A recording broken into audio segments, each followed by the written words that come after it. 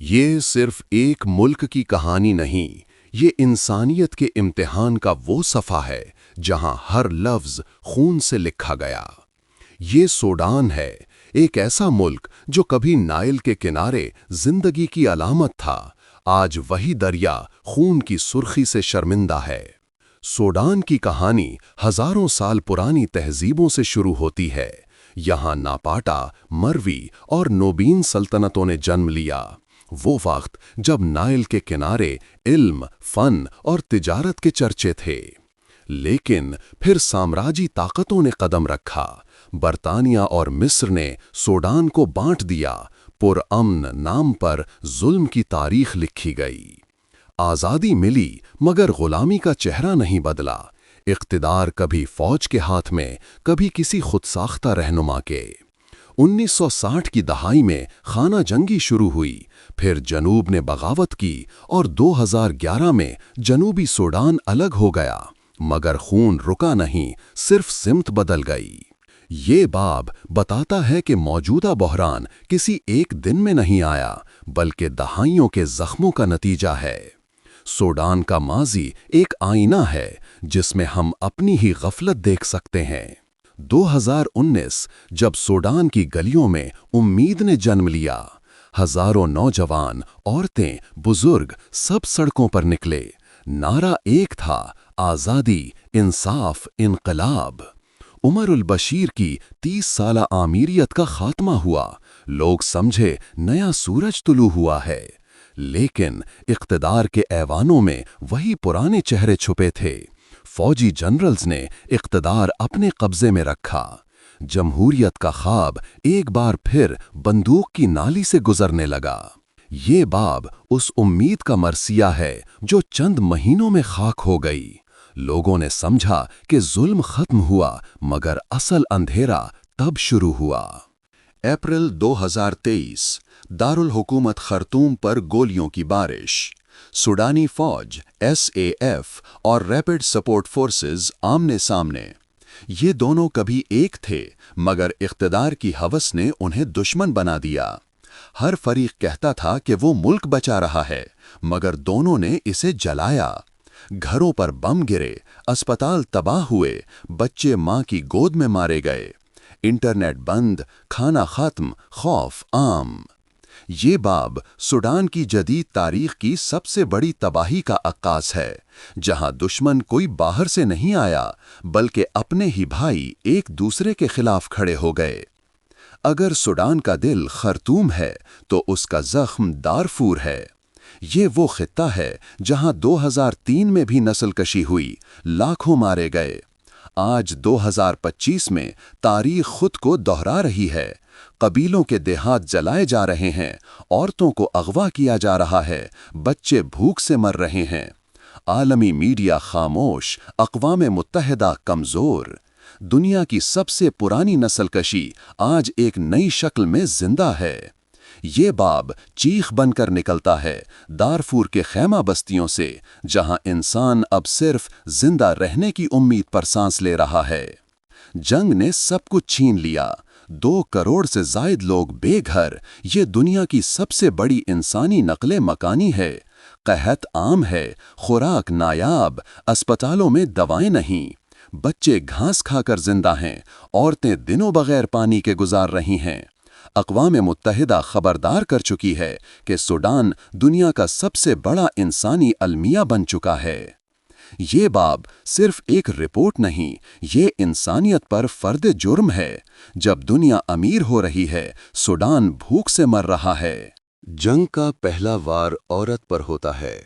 Sudan میں ہزاروں خواتین کے ساتھ زیادتیاں ہوئیں۔ یہ جرم محض جسم پر نہیں، روح پر کیا گیا۔ بچے جو اسکول جانے کے خواب دیکھتے تھے، اب ملبے پر کھیلتے ہیں۔ کچھ بچے اب فوجی بن چکے ہیں، کچھ قبروں میں سو گئے۔ یہ باب ان معصوموں کی آہ ہے جو کبھی سنائی نہیں دیتی۔ عالمی طاقتیں خاموش ہیں۔ سوڈان تیل اور سونے سے مالا مال ہے، مگر انسانیت کی قیمت یہاں صفر ہے۔ اقوام متحدہ کی قراردادیں، امداد کے وعدے، سب کاغذوں میں دفن ہیں۔ امریکہ اور یورپ اپنے مفادات میں الجھے ہیں اور عرب دنیا اپنے سیاسی توازن میں۔ یہ باب سوال اٹھاتا ہے، جب ایک پوری قوم مر رہی ہو تو خاموشی کیا جرم نہیں؟ اندھیرے میں بھی کچھ چراغ جل رہے ہیں۔ خرطوم کے نوجوان، صحافی، فوٹوگرافر جو جان خطرے میں ڈال کر سچ دکھا رہے ہیں، عورتیں جو مزاحمت کے گیت گا رہی ہیں۔ یہ باب امید کا چہرہ ہے کہ جنگ کے باوجود انسانیت کے چند چراغ ابھی بجھے نہیں۔ سوڈان اب ایک دہانے پر کھڑا ہے، یا تو یہ نیا مستقبل لکھے گا جہاں امن، انصاف اور جمہوریت ہوگی، یا پھر یہی جنگ نسل در نسل چلے گی۔ یہ باب سوچنے پر مجبور کرتا ہے، کیا سوڈان اپنی راکھ سے دوبارہ جنم لے سکتا ہے؟ سوڈان کی یہ کہانی صرف ان کی نہیں، ہماری بھی ہے۔ ہم جو اسکرین پر دیکھ کر آگے بڑھ جاتے ہیں، ہم جو درد محسوس تو کرتے ہیں مگر بولتے نہیں۔ یہ باب پکار ہے، اگر ہم نے آج آواز نہ اٹھائی تو کل ہماری کہانی بھی کوئی نہیں سنائے گا۔ سوڈان کی یہ جنگ بندوقوں سے نہیں جیتی جا سکتی، یہ دلوں سے لڑی جا رہی ہے، انسانیت کے لیے، انصاف کے لیے اور اس کل کے لیے جو شاید آج سے بہتر ہے۔ سوڈان کی تباہی میں گولیاں کم، سازشیں زیادہ چلیں۔ اقتدار کی راہداریوں میں وہی پرانے چہرے جو کبھی فوجی وردی میں، کبھی سیاستدان کے لباس میں۔ ہر ایک کا وعدہ ایک سا، ہم ملک کو بچائیں گے، مگر بچایا کسی نے نہیں، سب نے اپنے حصے کا خون بہایا۔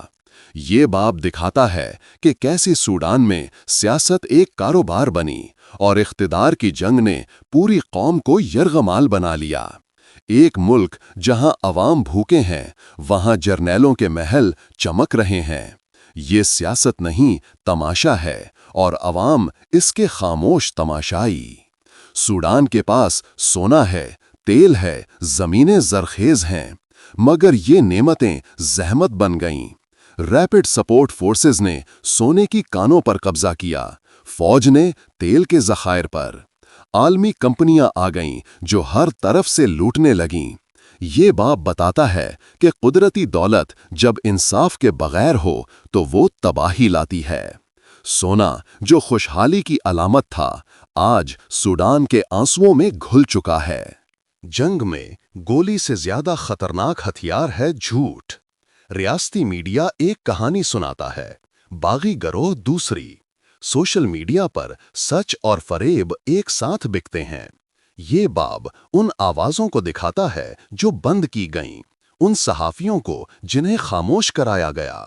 جب سچ بولنا جرم بن جائے تو قومیں اندھیرے میں ڈوب جاتی ہیں۔ جب گھر ملبہ بن جائے تو سرحدیں پناہ گاہ بن جاتی ہیں۔ 40 لاکھ سے زیادہ سوڈانی لوگ مصر، چاڈ، جنوبی سوڈان، ایتھیوپیا کی سرحدوں پر بھٹک رہے ہیں۔ کیمپوں میں بھوک، بیماری، خوف اور غیر یقینی زندگی ہے۔ یہ باب ان چہروں کی کہانی ہے جو ایک بیگ میں پوری زندگی سمیٹ کر نکلے تھے اور آج بھی واپسی کا رستہ تلاش کر رہے ہیں۔ سوڈان کی عورتیں آج بھی انقلاب کی علامت ہیں۔ انہوں نے صرف ظلم برداشت نہیں کیا، بلکہ اس کے خلاف گیت گائے، نظم لکھی، احتجاج کیا۔ یہ باب ان خواتین کی جد و جہد ہے جو بندوق سے نہیں، قلم، کیمرے اور گانے سے جنگ لڑ رہی ہیں۔ وہ کہتی ہیں، ہم صرف ماں نہیں، ہم انقلاب ہیں۔ سوڈان کا مستقبل شاید انہی کے ہاتھوں میں ہے۔ جنگ نے سب کچھ جلا دیا مگر فن زندہ رہا۔ نوجوان گٹار کے تاروں پر درد بجاتے ہیں، گلیوں میں گرافٹی پر لکھتے ہیں "وی ول رائز اگین"۔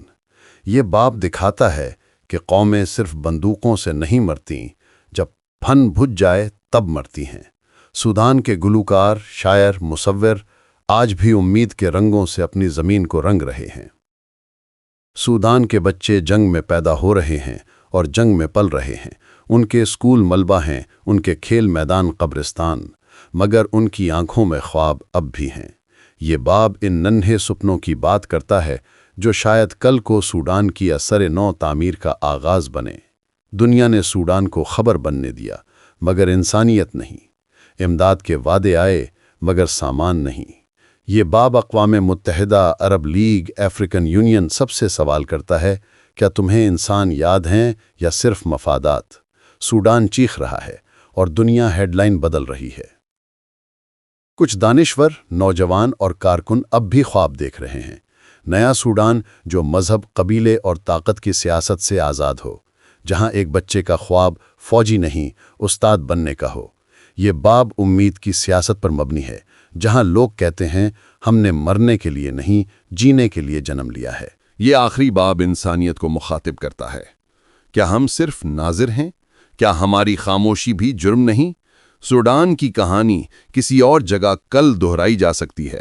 یہ فلم ختم نہیں ہوتی، یہ پیغام دیتی ہے، اگر تم دیکھ رہے ہو تو کچھ کرو، کیونکہ ظلم صرف وہاں نہیں ہوتا جہاں گولی چلتی ہے، ظلم وہاں بھی ہوتا ہے جہاں لوگ چپ رہتے ہیں۔ سوڈان آج جنگ میں ہے، مگر اس کی روح اب بھی زندہ ہے۔ یہ قوم ملبے سے اٹھے گی، کیونکہ جن کے پاس سب کچھ ختم ہو جائے، ان کے پاس ایک چیز ہمیشہ رہتی ہے: امید۔